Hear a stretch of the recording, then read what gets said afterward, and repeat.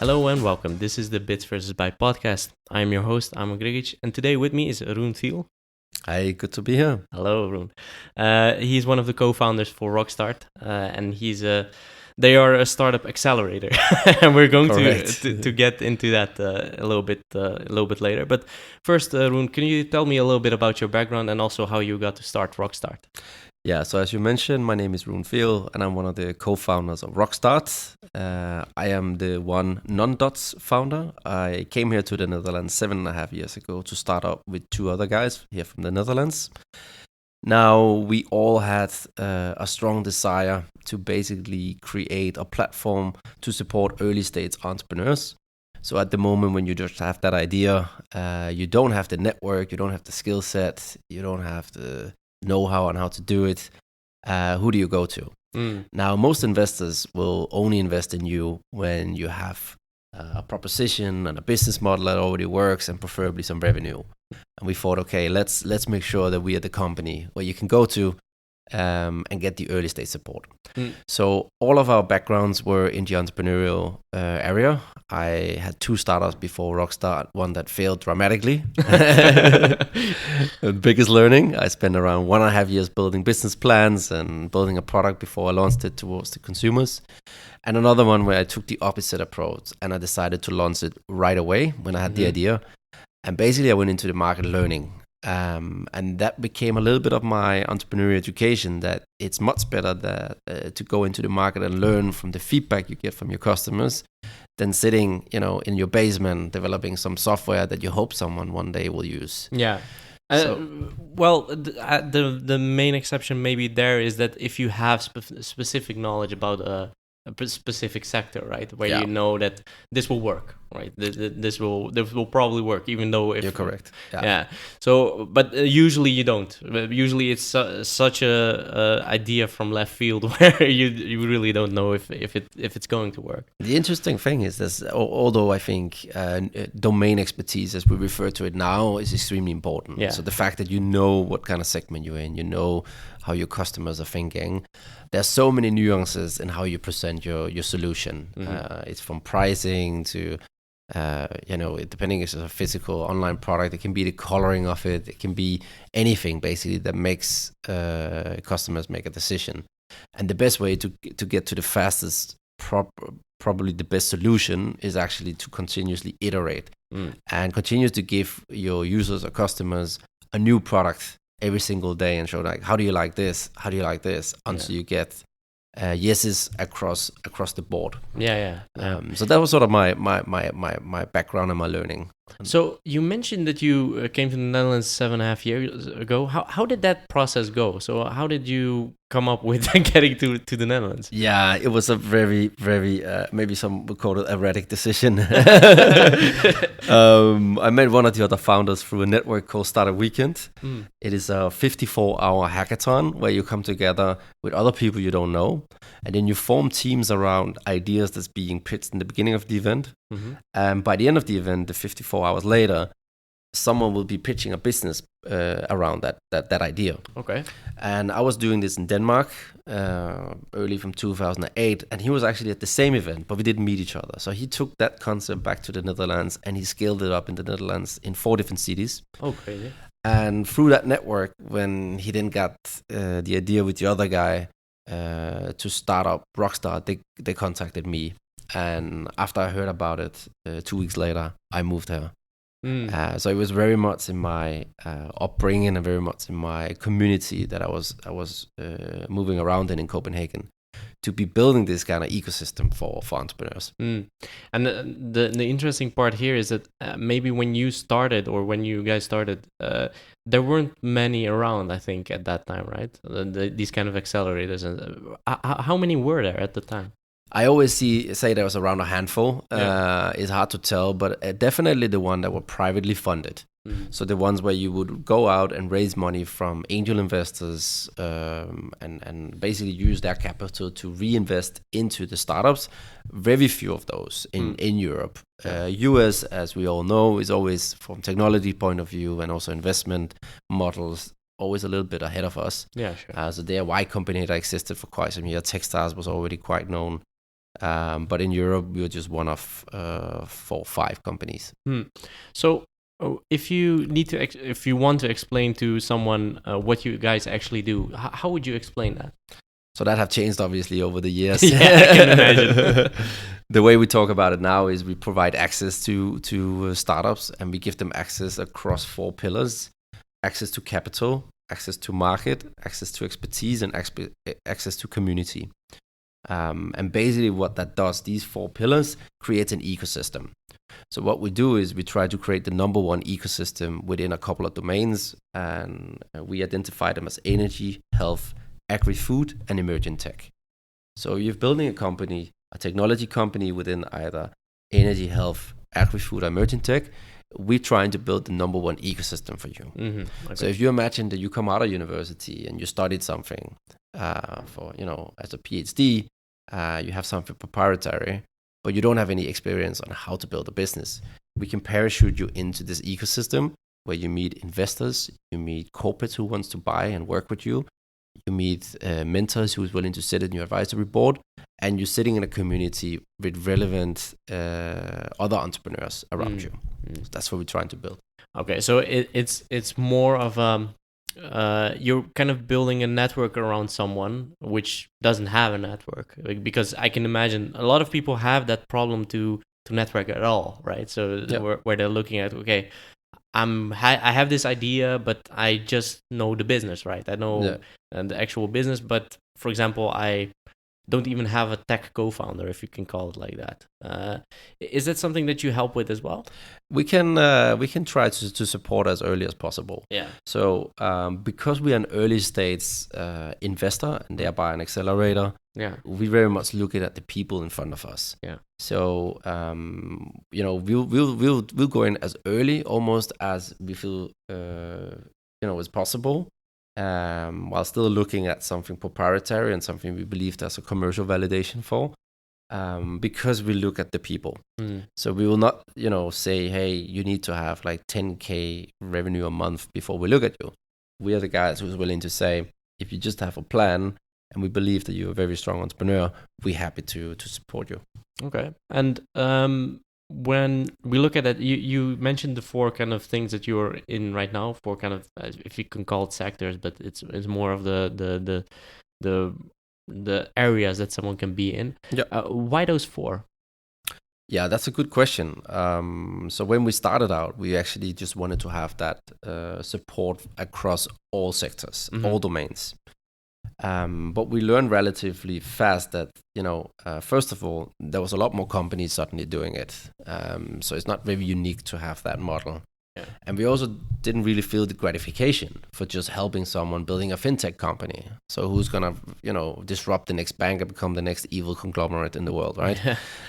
That's a big ask. How can we help those guys? Yeah. It's like, no, let's rather focus on the guys who's trying to actually solve some of the major challenges we have.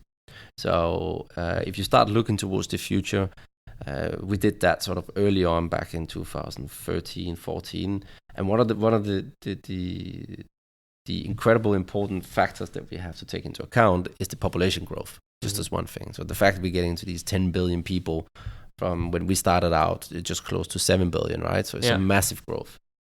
We're also having an aging population. So right now there's around 850 million above 60, but that number is going to grow to 2 billion also in 2050. Yeah. And then I think we're all aware of climate change. I mean, that's been on everyone's lips for the last 30, 40 years. So we actually just decided to look at societal themes and thinking, how can we contribute positively as a company to solve some of these challenges? And therefore, energy, health, and agri-food seem like the most obvious areas to work within. So these are societal themes or societal domains that we like to work within. Mm-hmm. And the one called emerging tech. Yeah, that's a good one. That's a Thank little bit you broad. for pointing out my hypocritical position here. Yes, technology is obviously the biggest determining disruptive factor we have currently. So emerging technologies, a lot of people looking at AI, machine learning, how you take data sets from existing organization and you basically use smarter, that data to make them smarter. That happens across every single domain and industry. So if you don't have technology in part of your core being as an investment company, as us, as an accelerator, then we really believe that we're not looking at what's coming in the future. Because if you just look towards the energy industry, I mean, they're really not tuned into what technologies that are on the market. Yeah. So we need to be the one that really are tuned into that, and really to be on the forefront on those developments. There's nothing better than actually running a one specific domain just for emerging technologies. Okay, so another thing that came to mind while you were talking about this, because you're a startup accelerator, and there is an accelerator and an incubator. And I already made that mistake when I was sending you the questions, where I said that it was an incubator, but you're an accelerator. So what's kind of the difference between those two? So this is a long philosophical ongoing discussion. You can Google, and you'll find many different opinions. What's your view? my point of view is that the incubator model, as it was created, was basically coming out of university and then give like a soft, nice, warm pillow that you could sit on, roof over your head, and then a little bit of back end office support, etc. It was a safe zone. Let's call it that. Acceleration, on the other hand, the way that we're trying to approach it is taking people out of their comfort zone. So we put people under pressure. So imagine you come into a program, it's a six months run to it, and by the end of the 6 months, you're standing in front of 400 people to present your business. I mean, then you can start imagining what happens to people, right? It's like, a little bit of stress. Shit, all the stuff I don't know, I need to figure that out in 6 months' time, and I need to have a convincing story. And I'm looking at these other people that are next to me who are super good already, and the race is on. And the idea here is that instead of let's say spending 2 years on developing all these like core aspects of your business, we try to put that into 6 months, and we say, well, this is the pressure cooker that we are supporting you with, and by the end of it, we're quite sure you'll be ready for financing. So, and that can be any subsequent round that you're raising. In those 6 months, do they actually build the product already, or is it more of a you can't call it a planning phase, but it's more of a getting all the materials around it and stuff like that? What does that entail, those 6 months? Yeah, so it depends both for, well, if you look at our life cycle as a company, the early program we ran in 2012, we literally had 2 guys coming in with a business plan and a server in their mom's basement, and then they started hacking something together. Which is Amazon was still starting then. No, really, like they managed to, in amount of the time of the program, really to build a company around some core technology that who knew where it was gonna go, right? Yeah. So that can work, but we find ourselves that accelerating ideas is really difficult. Accelerating businesses is much easier. Yeah. So if you imagine like ping-ponging ideas between, because actually the way, I should probably explain the way the program works is that there are 65 to 80 mentors depending on the domain connected. So if you imagine you talk to new people every single day about your idea, then you get ongoing continuous feedback that might take you in so many different directions. Yeah. So since it's just an idea state, everyone has new additions to your idea. So you end up being more confused than focused. Where on the other hand, if you're building a business, actually those 65 to 80 people will probably direct your uncertainties and the challenges towards specific points in your business. And that's where you'll focus on to try to solve. So it's a very different dynamic. So we believe that acceleration can preferably happen at the time where you already have commercial validation of your product or service. Yeah, because in 6 months you can probably already build some kind of well, if you could call it a first version, right? But you could come up with something that you could already maybe even go to market with, albeit a really a small thing, a small portion of what you would actually want to build, right? Yep. So when I think about that, so those 6 months, that's not a lot of time. No. Because a lot of people will be like, okay, 6 months, how long does it take to build something? It takes a long time, I can tell you. And I kind of had that because we're rebuilding the application as well. We had that kind of time frame in mind as well. So 6 months, first version, and what it does, or what I've noticed it does, is you need to really scrap a lot of things that you would normally just build in because you were like, okay, this looks good. Yeah.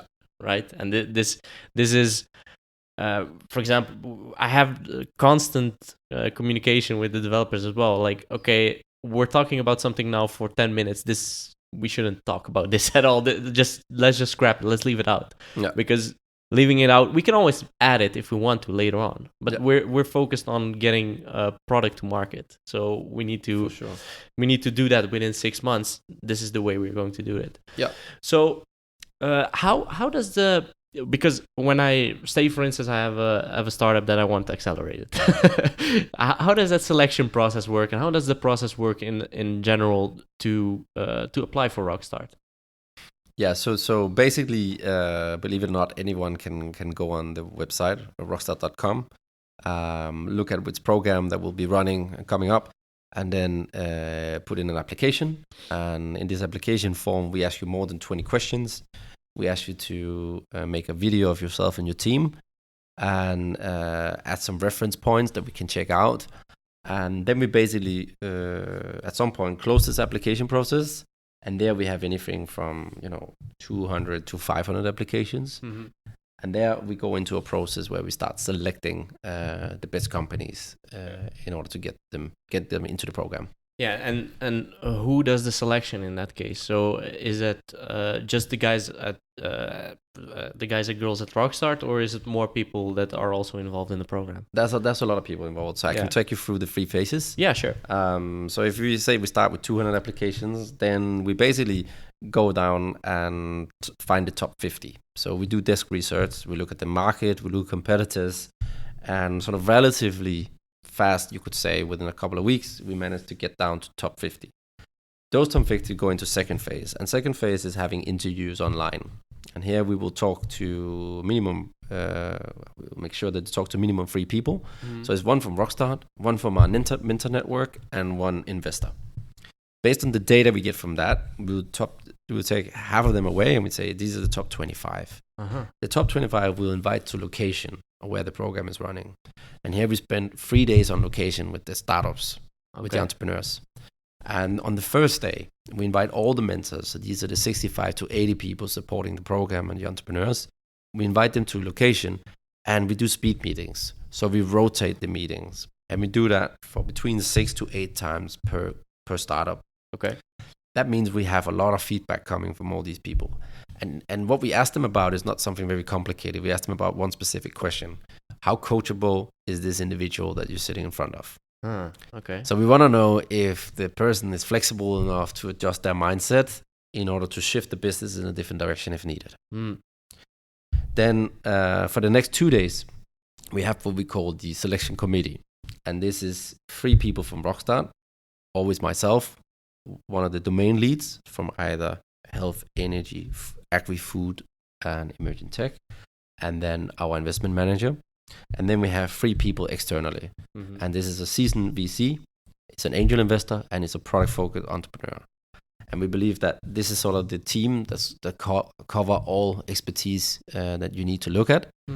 And with the data from the first day, with some personality tests that we also asked them to do, with some legal due diligence and with some technical due diligence, all that information is passed on to these 6 people. And together with the presentation that the startups will give to these 6 people, they will make a decision on which 10 needs to go into the program. Okay, that's interesting because it just sounds like someone applying for a job for some reason. It does sound like a bit of a procedure like that, but it does make sense. I mean, what's different about because you're kind of, well, you're not hiring them, but you're kind of looking at the founders, right? You're looking at the founders as you said, you need to be able to pivot really quickly, right? Because it could be that you come up with an idea, and then when you're starting to work it out and talking to other people, you're like, okay, but this other thing actually makes even more sense in this particular area, right? Yeah. So does that happen a lot? I can imagine it does, but how often is that, right? So say, for instance, you take that period of 6 months. What's kind of the extreme you've seen that someone has pivoted? That's a good one. What's the most extreme we've seen? So recently we ran our AI program, and what we actually we had one of the companies coming in with a fashion tech startup. Okay. So she wanted to use AI to identify retailers that would be selling sustainable fashion. So imagine you see your shirt that you're wearing right now, right? It has it's blue with white and black dots. I would take a photo of it, and then her service would basically say, you can buy that shirt down the street here in XYZ store. Okay. Yeah. Right?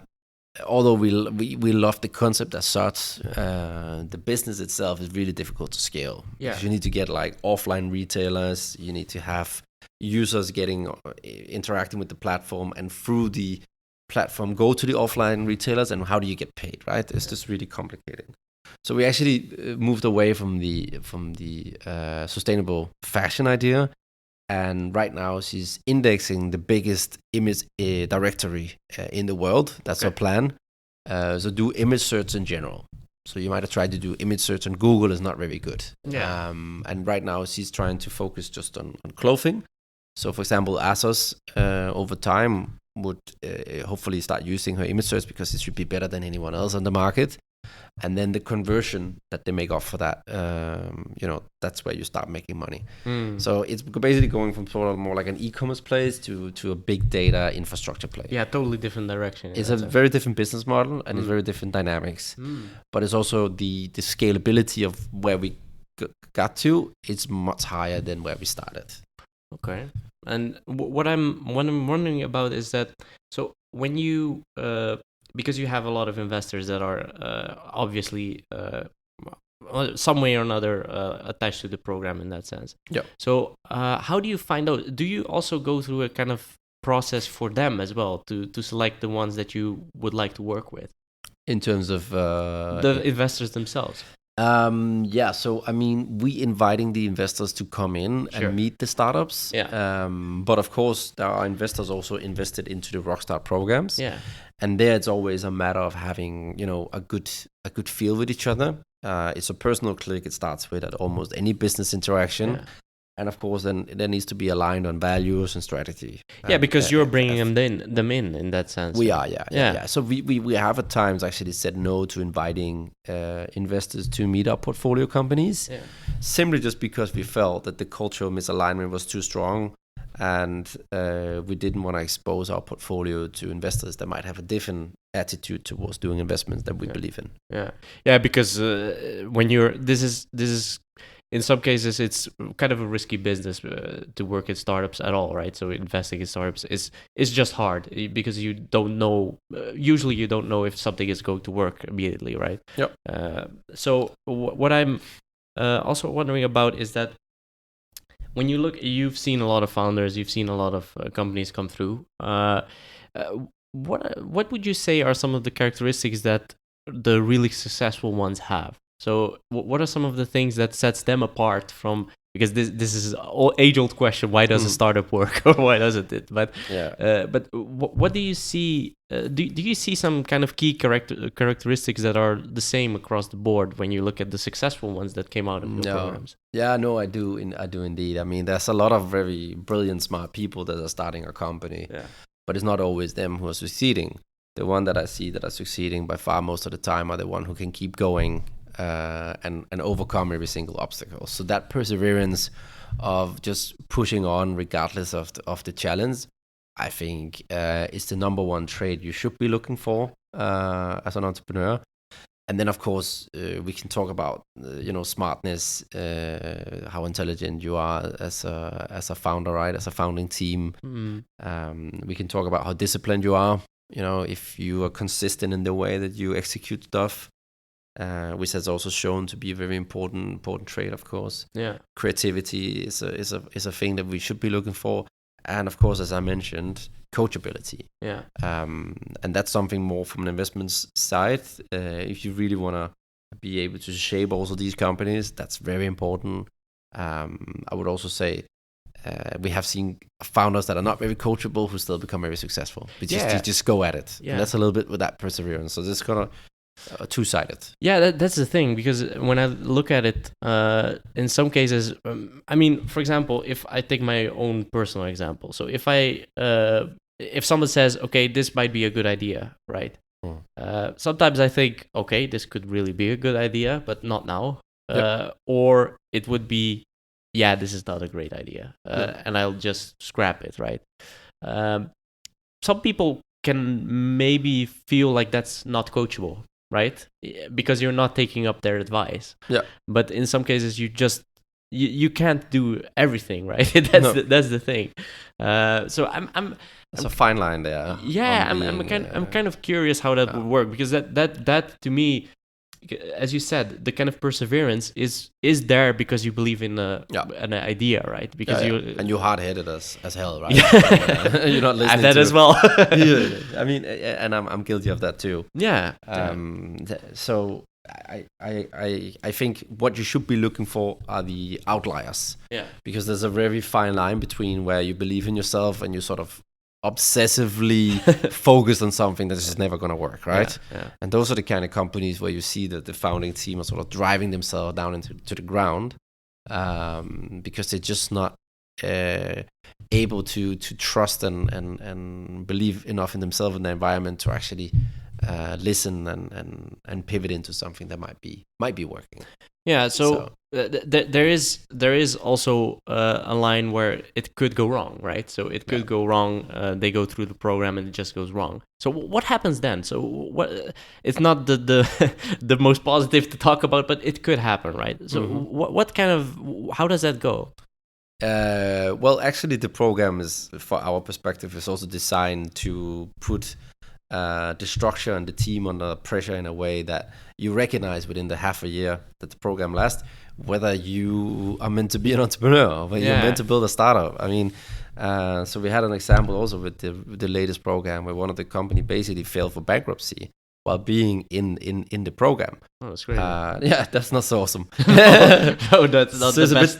It's a bit difficult to explain, right, to Yeah. your investors when one of the good companies suddenly filed for bankruptcy. But the kind of stress and pressure he suddenly felt under was not something we were able to support him on and release him from. So there you recognize that, okay, that's probably not a founder that actually, you should have invested it regardless.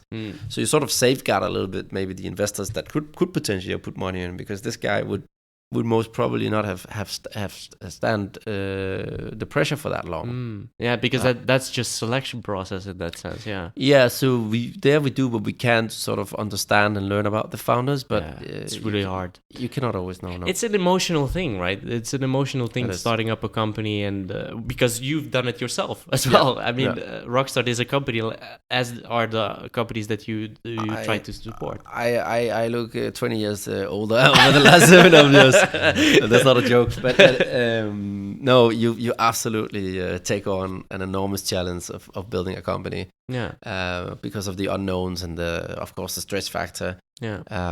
Every company go through enormous challenge, and I think of course you need to balance along the way, but there's also moments where you just have to push through. I mean, that's no other way.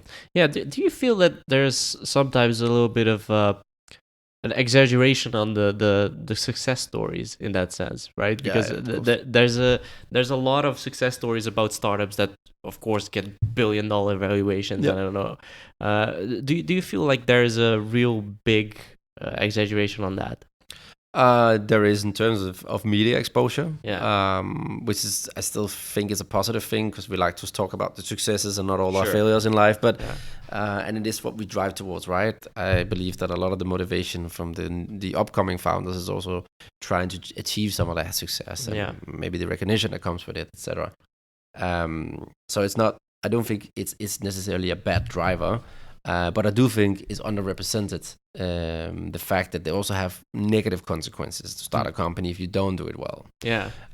Financially, negative consequences, has personal negative consequences, and for your own emotional state of mind, right? It can be incredibly stressful, and it's just not for everyone. No, and that's something that a lot of people are like I want to have my own company because then I don't have a boss, right? And that's not the best thing, the best way to look at it, I think. That's not a good motivator. No. It should be that you really believe in something and you really think something should change maybe in that sector or whatever, right? Oh. And that's the a lot of people are like, okay, where do you get the drive from, right? I think that you can only get the drive from having an actual idea that you really, really like. If you don't like it, if you feel iffy about it, like, it's not gonna work. No, most probably not. No. You will get tired along the way. Yeah, and that's so fascinating to me from a startup perspective, because one of the things that I've seen happening a lot is that a lot of startups start up, and the founders are a perfect fit for a startup, and then afterwards it becomes a little bit more of a company, more people, like 30-40 people, and then it all goes wrong, right? Yep. I see that happening a lot, where then that kind of drive or that stubbornness can turn into something negative, right? Yeah. Because then someone doesn't see that they actually should give over the reins to someone else because they can build out a company better. Yeah. And that's something that I'm fascinated by, because I see that more and more. Yeah. And the kind of threshold is like 10 or 20 people where it already gets... Sounds about right, yeah. Yeah, and that's so interesting to me, that kind of playing field. So what I was wondering about is, so you...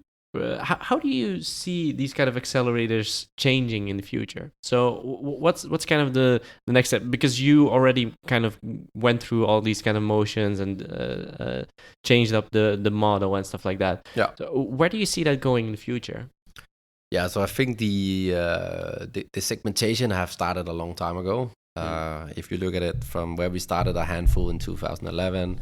Then 2015, I think I read a report at some point that was counting 1,800 across the globe. So that's a massive growth over 5 years, 4 or 5 years. And from that moment onwards, I saw Accelerator goes in 3 different directions. Number one, a lot of them pivoted into becoming a corporate venture company. So essentially doing like corporate innovation, doing workshops, doing programs just for corporates. Yeah. And then for a lot of them have been like a very profitable, like 3 or 4 years where they've been working on this. So that's one segment. Another segment became more like a non-profit, basically where they would get government funding, EU funding to run specific projects and programs. And that's another sort of, I think, great opportunity as long as the focus of the government is really set on that. And then there's the last part, which has really gone the venture direction, and that's where Rockstart is also sitting today. So really trying to go from the early stage acceleration, where it's very much community support, mentorship, into becoming a true venture company that really operates and lives for the stake that it has in its portfolio. And here I think it's a very small group that really went into this. I would again say it's probably a handful. And I would say just now, when we sort of launched our fund, 15 million euros to focus on the agri-food domain, that sort of put us into that category very recently. And that is a model where you have a much more long-term perspective on your portfolio companies, because you will continue to reinvest in them and support them for another 5, 6, 7, 8 years after the program. So it makes quite a difference. So what was the kind of reasoning behind that fund? Because we didn't talk about that. Yeah. So basically what we found is that there was 2 components that we were super strong in out of the 4 pillars, like access to market, capital, expertise, and community. We're very strong in expertise and the community part. But what the startups were really looking for were having support on the access to market and access to capital. And the original program was just giving a little bit of capital in the beginning, enough to survive. We called it pizza money. So you could feed yourself. You could just eat pizza the whole time. But the cheap ones, right? The cheap pizzas. What for that behind? You have to unfreeze. But defreeze. But essentially we found out that the number one thing that we need to offer is capital. So we say, okay, let's build a capital pathway from after the program until Series B. And that became in the form of a fund, where you invest alongside with the market, but you let the market lead, but you have the capacity to invest together with the market. that was a big motivator to do that. And then of course we saw that our expertise was also needed in the early phases. It's like companies would come back to us and ask for support on all kind of areas. So the only way to build this was actually to have this fund construction where we would continue to co-invest to seed A and B rounds. Yeah, that makes sense. I mean, it's not enough to just have that part with the knowledge and the network and stuff like that, right? It's so important to have that, because everybody's like, okay, I want to start up a company, but I don't have any money. That's the thing, right? And as you said, the pizza money comes in handy, but of course you need to have some kind of driver behind it even to accelerate even more, right? And that's the idea. So one last question to wrap up. So since you've started, what are you most proud of since you started? That would be the companies that have gone through the program and really matured. And I know it sounds a bit, but it's kind of like makes sense. our reason to exist, right? Is the fact that there are these startups that need support. And when you see, the two guys coming in, build a platform themselves, and then they have no commercial validation through that platform, and then you fast forward 5.5 years, and then it's really an organization that operates in Europe, in North America, with more than 100 people, is on a Series C and one of the top growth startups in the Netherlands. Then you get proud because you remember when you're sitting with them the first day, and they actually just quit their job like 2 weeks earlier. And the impact that you're able to have by helping them getting connected to some people who knew a little bit more about the marketplace model they were building, some investors that could invest early on. They're saying the next round VCs that will step in. Like when all those pieces come together, and you see that you had a little involvement in every single step, I think that's the reason why you should want to do it, and that's the reason for Rockstart to exist. Very cool. Very cool. Thank you again. It was a pleasure to talk to you. Thanks for the invitation. I really enjoyed it. Thanks a lot. And of course, you can find Rockstart on rockstart.com. Rockstart.com, yeah. I'll put it in the show notes as well. But again, thank you, Rune. And of course, for the listeners, you can find the Bits vs. Bytes podcast on bitsvsbytes.com, and also on Twitter, LinkedIn, and Instagram. It's all bitsvsbytes. And of course, all major podcasting platforms. And I would like to thank you for listening, and until next time.